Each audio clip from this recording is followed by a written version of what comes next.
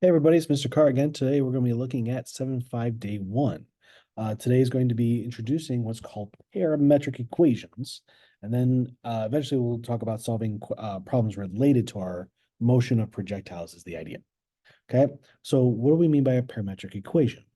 So the idea of this is that if f and g are continuous functions of t on the interval, that given interval I, then the set of ordered pairs f of t, g of t represents that parametric curve.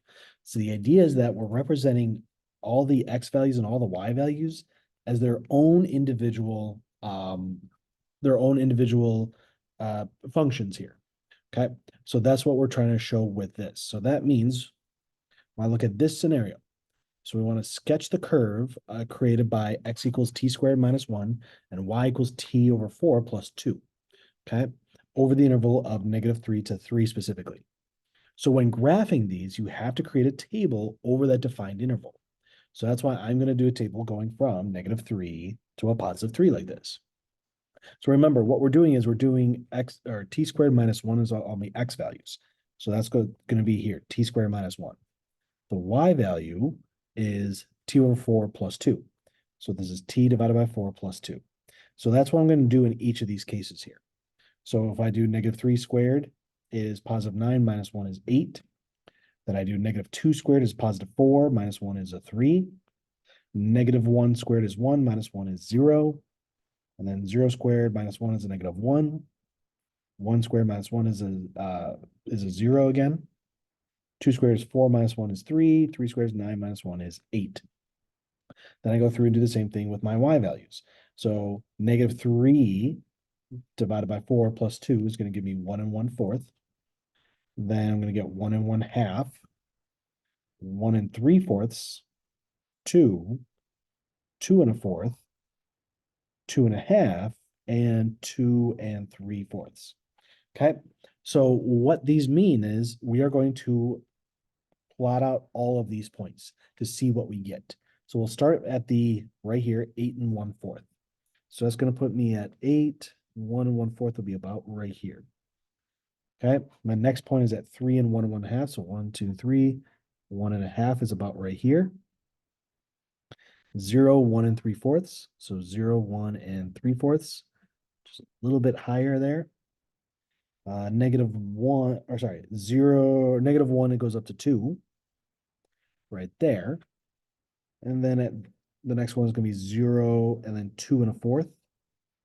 So it's 1, 2, and 1/4, about right there.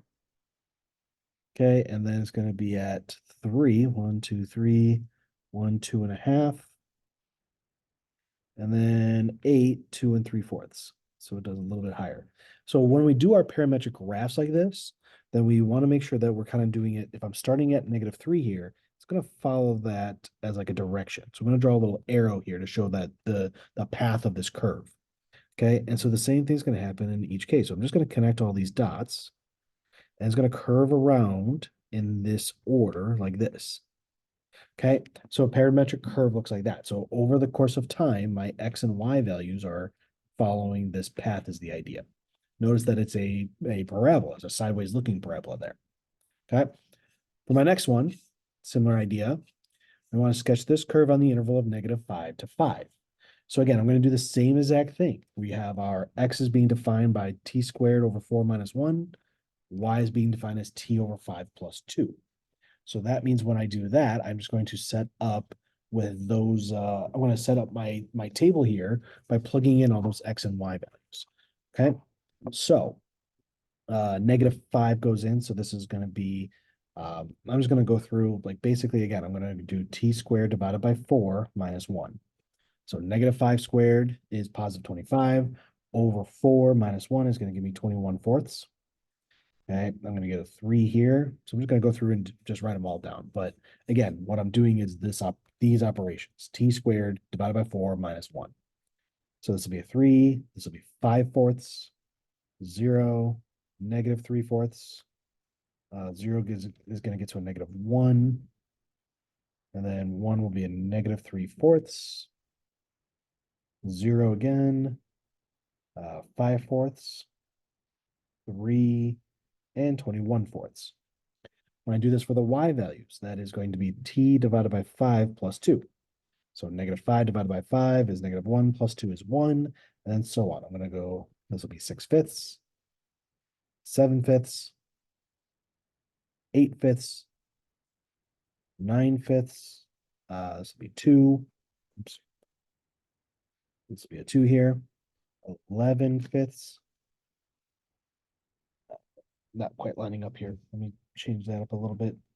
So 11/5, and then 12/5, 13/5, 14/5, and my last one is a 5. Okay, so again, I'm going to plot all of these on there. Be a little bit tricky to get everything on there, but I've got 21/4, which is going to be a 5 and a 4th in the x direction. So 1, 2, 3, 4, 5 and a 4th goes up to 1. So here's my first point. 3 is going to go up to 6/5. So 1, 2, 3, and 6/5 will be just above there. Then I've got 5/4, so it's 1, 1 and 1/4, and goes up to 7/5. So it's going to go a little bit higher here. Then 0 goes up to 8/5, so it'll be about right there. -3/4 goes up to 9/5, so I'll be just short of the 2 here. And then -1 goes up to the 2, so I'll get it really close with my dots, as you can see here. And then -3/4 goes up to 11/5 right there. So that's going to be about right there. 0 goes up to 12/5, so that's going to be 2 and 2/5, 1, 2 and 2/5 here. Okay, and then 5/4, so 1 and 1/4 goes up to 13/5. Higher. 3 is going to go up here to 14/5. And then my last one, let's see, 21/4 goes up to, oh, I don't think, sorry, that wasn't supposed to be a 5. That's supposed to be a 3. My bad.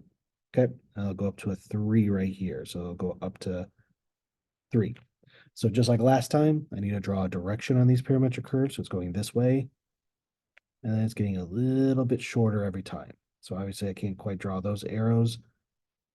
So I'll draw them there and there. Okay. So relating our parametric curves, we can talk about things being in rectangular form. So when x and y follow these different functions of 2t and t squared plus 2, we're actually creating one of our functions that we've done before, or at least one of our conic sections. So for example, if y is equal to 2 times t, let me divide by 2 to both cases, so y over 2 equals t. This can now plug in here so that x is equal to y over 2 squared plus 2. Well, if I multiply that out, I'm going to get x is equal to, this will technically be 1/2 times that. So if I square that, that's 1/4 times y squared plus 2 here. Okay. If I subtract 2 to both sides, so I have x minus 2 is equal to 1 over 4 y squared. And now it's starting to look like one of our sidewise parabolas. So when we do this, we can multiply both sides here by 4.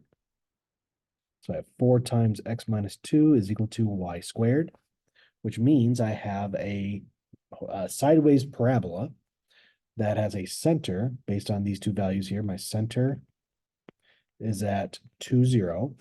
Okay. I can find my focus using the 4. So 4p is equal to 4. Divide both sides by 4, I get p equals 1. So in this scenario, I've got 2, 0 as my center, or not center, but vertex, I should say. Let me change that. Okay. And then I have a focus of 1. So this is a positive y squared, or a positive 4 in the front. So it's going to open to the right. So I'm going to go put 1 point here. And then it's going to have a length of 4 for the latus rectum. So I can go 2 up and 2 down. So here's my parabola. Whoops. This is the point right here, not the other one. Okay. All right. And again, if you want like some other things like directrix, it's that right there. Okay. So the idea is that if I were to plug in values of t, this would create that same parametric curve. If I started on a certain interval, Okay, like I don't know what t value would be, but I would start here, go to this point, go to this point, this point, this point, and so on. Okay, so that's how we are kind of modeling our conic sections in this scenario. All right, so now next one, y is equal to 5 times the sine of theta plus x equals 3 cosine theta in rectangular form. So in this scenario, the important thing to remember is our identity here, sine squared theta plus cosine squared theta equals 1. So since I'm dealing with sine and cosine, let me rewrite those real quick. So x equals, actually, I'm gonna go what? Yeah, we'll do x equals the 3 cosine theta, divide by 3, and I get x over 3 is equal to cosine theta. Over here, if we have y equals 5 sine of theta, divide both sides by 5, I get y over 5 is equal to sine of theta. Well, now, if I were to, okay, so now we have these, rearrange these equations, these functions for x and y. We can take this and plug them into sine and squared and cosine squared like that. So when I do that, I'm going to have y over 5 squared plus x over 3 squared is equal to a 1. So there I can multiply that through. So it's y squared over 25 plus x squared over 9 equals 1. And now if you remember that, that is going to be an ellipse. The ellipse is at a center at 0, 0. Okay. This is my a squared and b squared. So if a squared is equal to 25, that means a is equal to 5. And then b squared equals 9. So that b is equal to 3. So that means from my center point of 0, 0, I can go up to, since this is a y, on the y-axis is my major axis, so I'm gonna go up 5, 1, 2, 3, 4, 5, and down 5. And I'll go to the right 3 and left 3. So these parametric curves are representing this ellipse. Okay, and that is it for today. That's what we're looking for. Now, if I were to do, probably should have done this too. My curves are kind of going like this, where if, whoa, hello, come back here. The pattern is going around and around like this. Okay, so that's what we're looking for there in our rectangular, form in terms of our parametric curves. Okay, that is it for today. We'll continue with our 7.5 day 2 to talk about projectile motion on the next time. Take care, everyone.